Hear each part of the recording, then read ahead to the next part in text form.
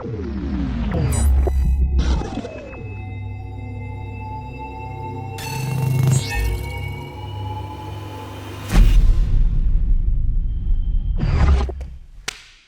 right, so within the confines of this armbar series we're working on, I think it's really important to note that if that arm comes free, you don't need to do a lot of these little movements. You just want to pop your hips and rotate the correct way towards their butt and their feet so that they could create a roll, and you're kind of corkscrewing.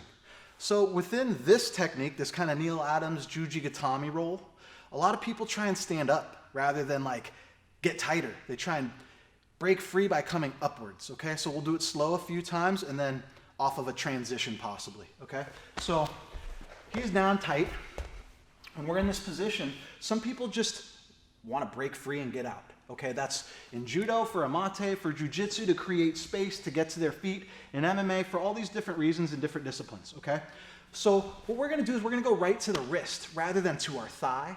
We're going to kind of break that arm to make it straight and then corkscrew it to turn it inwards to create a roll. Okay, so we're in the same position where he starts coming up as I transition to a tripod. So as I do it, I'm coming right through to that wrist. I'm not messing around with grabbing my thigh, grabbing his leg. We don't need to go to all those positions. Okay, we're just trimming the fat here because we can get that armbar. And that goes for all these arm bars we're doing. You don't need to do all these little movements if you catch them. And that's the thing we got to focus on. We got to know all these little movements, but you got to be ready to finish the armbar at a moment's notice. To ditch all those little things, to just go right for the wrist and the kill. Okay? So when he starts coming up, I'm not coming to my thigh anymore. I'm coming down here to the wrist with my forearm. Okay, so I'm going to throw my leg all the way through and my leg over. From here, I want to corkscrew to make him roll. So I'm rolling on my side, kind of like a barrel roll, like this, to make him finish that somersault action. We're coming through in transitions where I'm able to come all the way through to my finish off of his movement, okay? So if he comes in for a bad attack or whatever, he ends up on his knees, right? I sprawl through, I come over and around to get my finish, okay?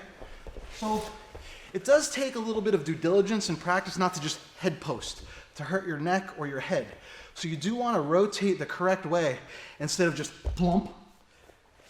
So when I'm in this position, he starts coming up, I don't want to go boom, okay? I want to rotate through smoothly. And it just takes reps and practice. Slide down the arm with your forearm. You don't need to grab your thigh anymore. I spin and I circle and I'm throwing this near leg all the way through. So it's a little bit of like an athletic movement to get through to finish. So it's just the same Jujigatami roll, but off of a more dynamic transition with them coming up rather than tightening down.